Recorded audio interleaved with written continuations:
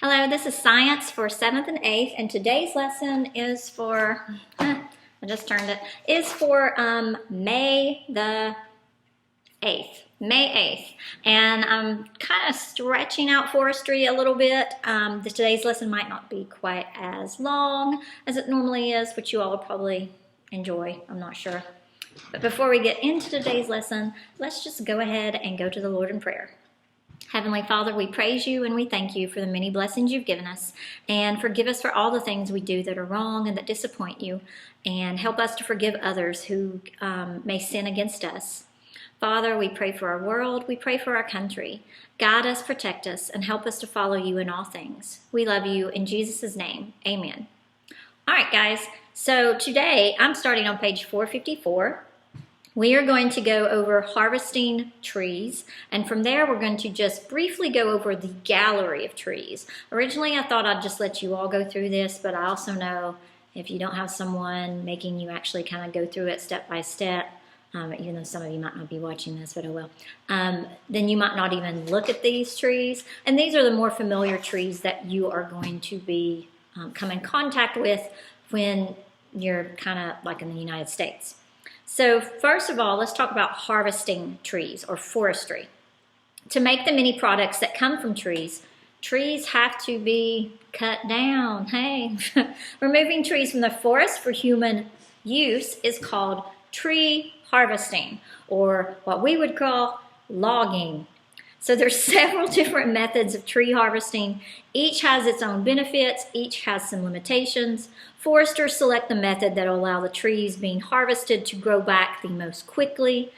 After all, trees are a renewable resource, so especially for people who their sole income is trees, or if they're a lumber company that has their own property, they most definitely, when they log those trees, they make sure that they protect the trees that are growing, or to make sure that it comes right back very quickly. So let's talk about three different methods, or actually there's four different methods of tree harvesting.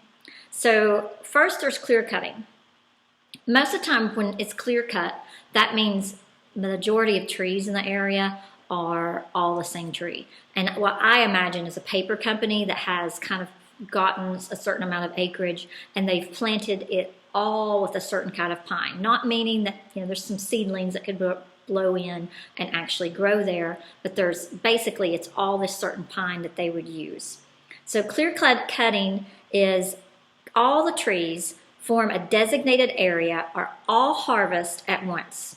And the clear cutting method of tree removal is used for trees whose seedlings grow best in full sunlight, or if the trees are very shallowly rooted. And so when we go through our gallery of trees, you'll see some of those. If only some of the trees were left scattered through the wind might be able to knock them over because of their poor root system. The field is either left to be reseeded by neighboring trees whose seeds are wind scattered, or it could be from artificial planting or artificially renewed by going through and actually individually planting those seedlings. So the best forest for clear cutting is coniferous forest. We have some that are used by paper companies here in the southeast, but as well, especially coniferous forests that are in the west. That's the ideal method to log those. One type of clear cutting method is called block cutting, and you have a picture of that on page 455. And it's basically where the harvesters will go through. They will clear cut one little block of section, leaving it surrounded by forest. And they don't have to go back then and actually plant the trees, because the forest will naturally throw some seeds in that clear cut section. So the remaining adult trees can provide seeds that are blown into the clean area. They'll take root and replenish that section. The advantage of clear cutting is that it produces trees of very similar height, very similar size. Tree removal is much easier, much more efficient, but some disadvantages would be its effect on animal habitat. Now, most animals, and you completely eliminate that if you do a block cutting, because most animals like a mixture of forest versus meadows, but some animals could be affected by that. It could also be like some really excessive erosion if that was just left bare. And also in general, and you've looked at it, it just doesn't look too good when you go through mountains and you just see one side of the mountain is just bare from where they've cut or logged. Then we have the seed tree method. So if you want to go and look on page 455, it's used for trees that produce seeds that are wind scattered and seedlings that need abundant sunlight for growth. Several seed trees are selected 5 or 10 years before the forest. These trees are given optimum conditions for growth by thinning out around them and removing some of the competition. Without the competition for space, water, minerals, and sunlight, the trees grow faster and remain healthier. At harvest, all of the trees except the seed trees are cut. So at the harvest, all the trees except the seed trees are cut. The seed trees remain to repopulate that area. After the saplings are well established and they're growing, then you go back and you can cut the seed trees. This method is mainly used for southern pine forests because pine trees are not able to compete with other species that grow more vigorously in the shade. So once again, it's a coniferous forest. It's a southern coniferous forest. We don't, there's some paper companies that do that. Especially if you go to South Carolina, Georgia, you can kind of see some of this cutting that's going on. Then the logging that we tend to have here, and that's been used on our property that we've logged as well as other, is the pick and choose. So that selection cutting is used for trees that grow well in partial shade. Scattered mature trees are harvested sporadically because if you think about it here, trees that are good for lumber like walnut, cherry, that quality furniture lumber that people want, they go and they get those and leave the others. After the selection cutting, the remaining trees are able to grow more rapidly because some of the competition has been removed. Saplings grow where the old trees once were. The trees don't necessarily have to have wind-distributed seeds since the seeds do not need to scatter far. Also, the many animals whose habitats were not disturbed are assisted by scattering the seeds.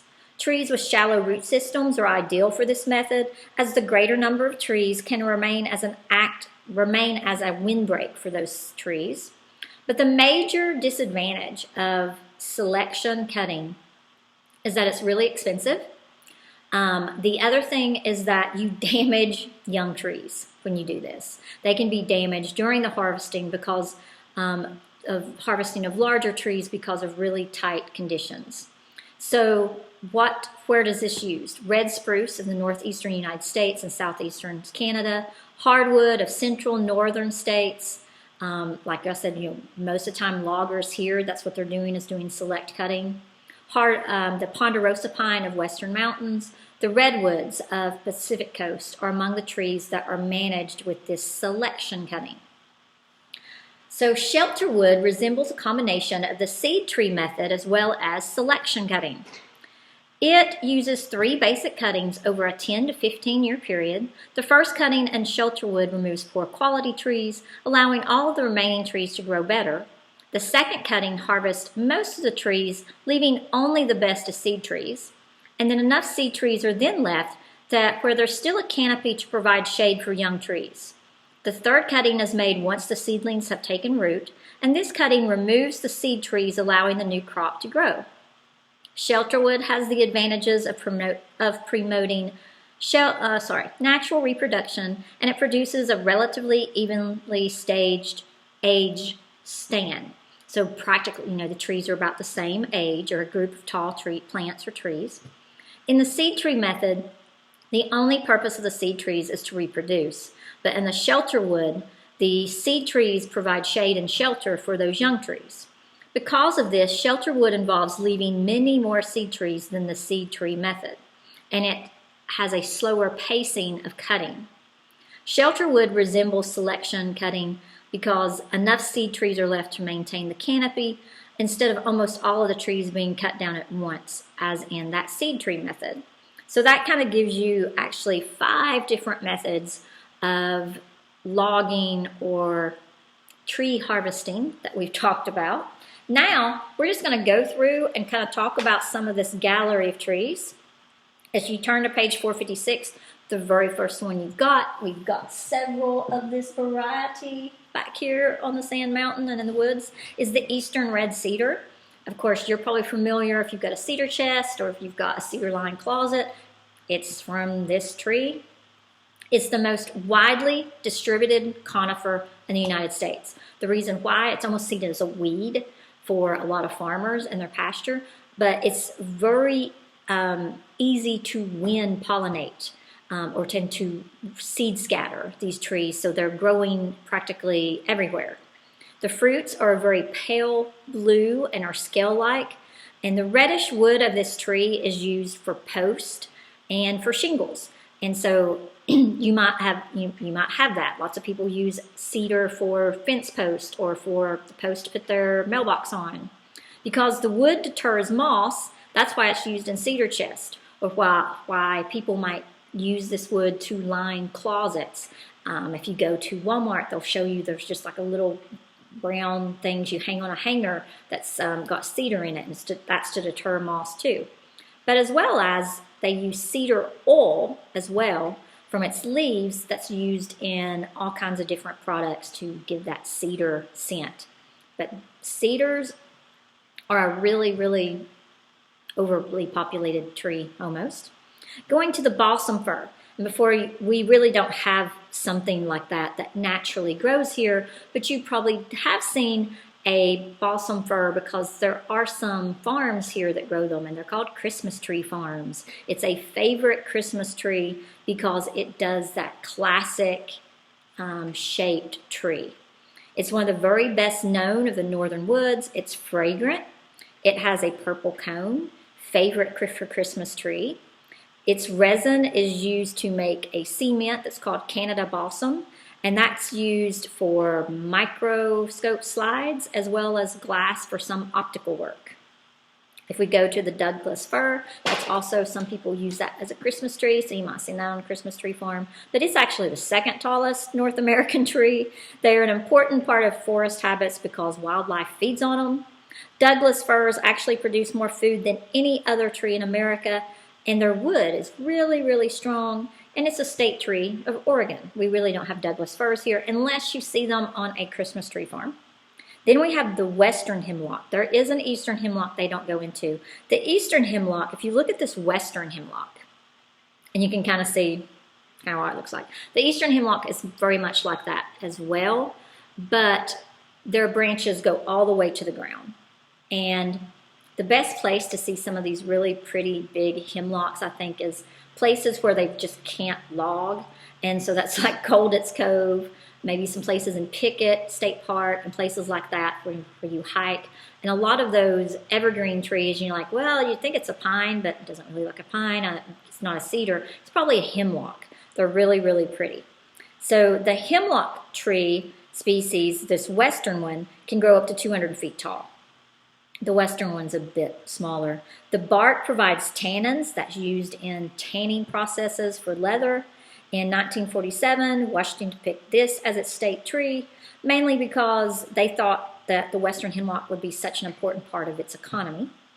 Then we go to the loblolly pine, and we have those here. Early colonists called them mud puddles lobollies, and they named the loblolly pine that because it seemed to grow well in swampy areas. Now, so they named the loblolly pine after its habitat. Loblolly pine comprises almost half of the standing pine volume of the South. It grows quickly. It develops stands on many abandoned agricultural fields. So some people call it an old field pine. That's a nickname just because it seems like, oh, you're not going to plant anything there. Of course, in the past, we would have crops that would really draw a lot of nutrients from the soil, like tobacco. They couldn't, or corns the same way. You can't plant anything there, so it might be filled with loblolly pines. Moving on to the ponderosa pine. This is a western pine. So it's often called the western yellow pine or the bull pine, and it's the most important tree for timber in the West. It's soft, it's easily worked wood for cabinet making and construction. It kind of has vanilla scented bark. and it's orangey, more orange looking than other pines, and which have, most of those pines have, the pines around here have a dark brown or a black bark. They have an orangey bark. The ponderosa pine is the state tree of Montana. Looking at the coastal redwood, we don't have those here. And as well as that giant sequoia, don't have that here. This is pretty much Northern California, Oregon, some of those places. So the redwood is named for its red wood. The color of the wood is red. These trees grow to be our tallest. It's one of the few conifers that will sprout from a stump, and redwoods require such a delicately balanced environment. They can grow in few places other than that foggy California area. Along with the giant sequoia, it's two of California's state trees. The giant sequoia are the biggest trees by volume, not height, but by volume. And although the largest sequoias contain 630,000 board feet of wood, they don't use sequoias for anything, and they don't log them because the wood is super, super brittle. That just means it breaks apart or shatters. And that might be what protects it. Now, redwood is quite often used in decking and different things like that because it's resistant to insects and things like that. Turning to the black spruce. So they're not really black, but if you look at them from far away, they look really, really dark. So they're dark green, giving it the appearance of black when viewed from a distance. The cones it produces are purple, but turn kind of brown as they mature. Because of its long wood fibers, here's the big thing that black spruce are used for: paper and wood pulp. So maybe your notebook paper might actually have started out as a black spruce. Now let's look at the white ash, because we have a problem with ash trees here in the eastern United States anyway. We have a blight that's going through them. So as you're driving right now and you look up and you see lots of dead trees, more than likely it's the ash blight that's starting to happen. So the white ash was named ash because the underside of its leaves looked like it had ash on it. It has strong wood, it weathers storms well. A young white ash has smooth gray bark, but the bark begins to form ridges as it ages. White ash, unfortunately, is the preferred wood for baseball bats, and right now there's a blight going on with them. So they might have to try to find something else. Now, if you look at the aspen, that is a western tree, or even a more northern tree. And what's really weird about it, well, first of all, it says just the slightest breeze makes their leaves shake. It's just because they're really, really thin. But they produce really quickly by rooting sprouts. So it's almost like ashes grow from the roots rather than a seed. So they make large colonies composed of entirely genetically identical trees that all share the same root system. Most of them are small, but there's one colony that's called Pando that has 40,000 trees spread over 106 acres. The other weird thing about ash is that the bark of the aspen is a living layer capable of photosynthesis, which is pretty wild. Then we have the American beech tree. It's the only beech tree native to the United States. It's shade-tolerant tree, and it has a wood that is so hard that most of the time it's left uncut by the lumber industry, or it was left uncut until they got chainsaw. Because of its hardness, now beech trees and beech wood are used for flooring. Early American colonists would actually use the leaves to stuff their mattresses. You go to the paper birch. It's really easy to identify a paper birch because of what its bark looks like. And Native Americans used it for birch bark canoes. It is really distinctive. You can see really distinctive bark when there's no leaves on it. It's also the state tree of New Hampshire. Then we have the flowering dogwood. And of course, there's all kinds of legends about the dogwood and the petals. The Appalachian legend that we had is that if there's a variety that's white, there's a variety that's pink, but I know people used to say if you laid something iron around the root system of it, it would turn pink. and actually that would happen somewhat. So it grows red berries, its leaves turn a really bright red. It's the state tree of Missouri and Virginia. Now we've got the American elm. And the American elm was the classic shade tree for neighborhoods. And unfortunately, Dutch elm disease almost completely destroyed it. There are a few elm trees in Fentress County somewhat, but they're just slowly starting to die off. So recent efforts have attempted to make a comeback for the American elm. The American elm is the state tree of Massachusetts, and oddly enough, North Dakota. I thought that was mainly Great Plains, but oh well. Then we have the shagbark hickory. It has rough, shaggy bark, and it's instantly recognizable. Like most hickories, it produces an edible seed. Hickory nuts you can eat. In fact, pecan trees are in the same genus as a hickory tree, and I've had hickory nuts, I've had pecans, I've made hickory nut pie, I've made pecan pie. It's practically the same thing. I will say hickory nuts have a little bit of a twang to it. Most of the time I mix pecans in with it. Hickories is often used for smoking meats, so hickory smoked stuff. Then if we go to the top, we have hop horn beans. Hop horn beans are the things that drop on you and you think there's a worm on you, but it's really a little conifer-like thingy or whatever is falling on you. So it's part of the birch family. It does have a shaggy bark. It has green leaves that are thin and translucent with hairy petioles. The tree is often called ironwood because it is really, really hard. Before cast iron, the wood was of great value to be used in gears and centers of wheels. Today it's used in butcher blocks, the hammers of a piano. That doesn't mean the keys, it means the hammer that's striking the key, the string inside, levers, and tool handles. Then we have two maples. We have the red maple because their leaves turn red. It's the state tree of Rhode Island. Then you have the sugar maple, which is a state tree for New York, Vermont, West Virginia, Wisconsin. It's the sugar maple because if you tap it, get the sap that happens in early spring, they can boil it down and make maple syrup. And yeah, the Aunt Jemima and all that other syrup is really good, but there's nothing like actual maple syrup, but you're going to pay for it. Like Aunt Jemima's syrup might be $2, that same jug of maple syrup might be $10. Yeah, but it's good. It's really good. And of course, sugar maples make that yellow, orange, maybe some red leaves, but that orange leaf. That's why UT has planted them everywhere on their campus because of the orangeness that they have in the fall. Live oaks. We don't have live oaks. You would have to go to like South Carolina, Georgia, coastal areas to find this live oak. It's the state tree of Georgia. Live oaks just spread out. They're so pretty. It's an evergreen oak, but normally what stands out about these oaks is that beautiful Spanish moss that hangs down in it. So it's called a live oak because it stays evergreen, and it looks like that all year. It will take some coldness, but that's why it's just so pretty.